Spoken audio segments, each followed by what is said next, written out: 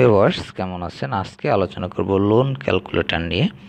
তো এখানে কিন্তু দেখতে পাচ্ছেন যে ৩টি অপশন রয়েছে স্ক্রিনে। এখানে এর মধ্যে প্রথমে রয়েছে লোন একটি অপশন, তারপর রয়েছে সেভিংস নামে একটি অপশন এবং শেষে রয়েছে সেটিংস নামে একটি অপশন। তো এটি ৩টি ভাগে বিভক্ত রয়েছে।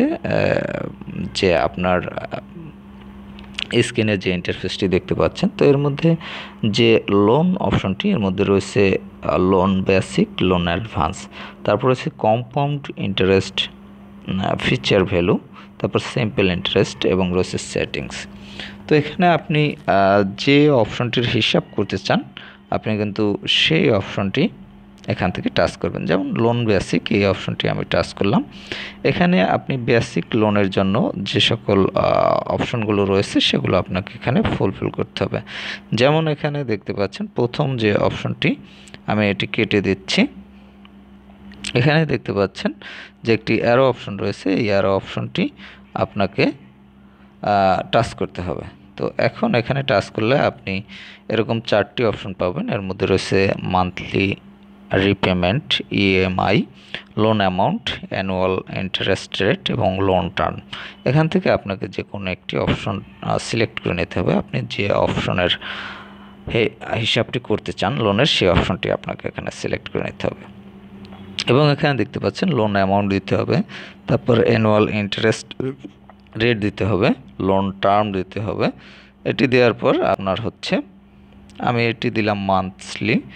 তো এখানে লোন অ্যামাউন্ট আমি দিলাম হচ্ছে 50,000। আমরা দেখি একটা অ্যামাউন্ট দিয়ে, তারপর আপনার সুদ হচ্ছে 5%, তারপর লোন টার্ম হচ্ছে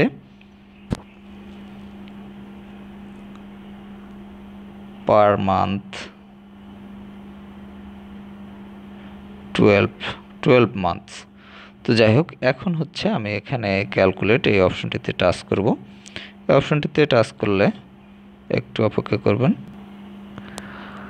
হ্যাঁ ভিউয়ার্স, এখানে আপনি যখন ক্যালকুলেট এই অপশনটিতে টাচ করবেন, এখানে টাচ করলে আপনার এখানে কিন্তু রেজাল্ট চলে আসবে। এক্ষেত্রে আপনাকে স্ক্রল ডাউন করতে হবে। এভাবে আপনি নিচের দিকে স্ক্রল ডাউন করবেন, টান দিবেন, তাহলে কিন্তু আপনাকে যেটি করতে হবে আঙুলটাকে এরকম উপরের দিকে টান দিতে হবে।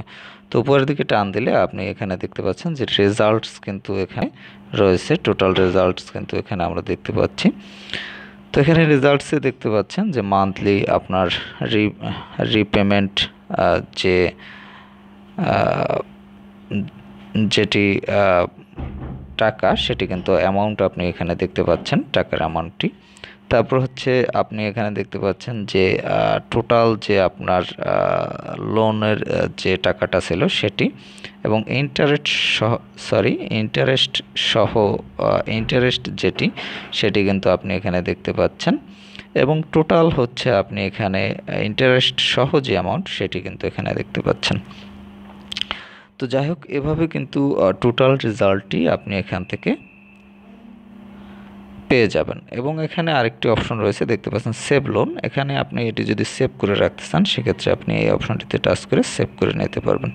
এরপর হচ্ছে ইমেল রেজাল্ট। তো যাই হোক, এখান থেকে আপনি যদি এই রেজাল্টটি ইমেল করতে চান, সেক্ষেত্রে কাউকে ইমেল করতে চাইলেও ইমেল করতে পারবেন। তো যাই হোক, এই অপশনগুলো এখানে রয়েছে, যার মাধ্যমে আপনারা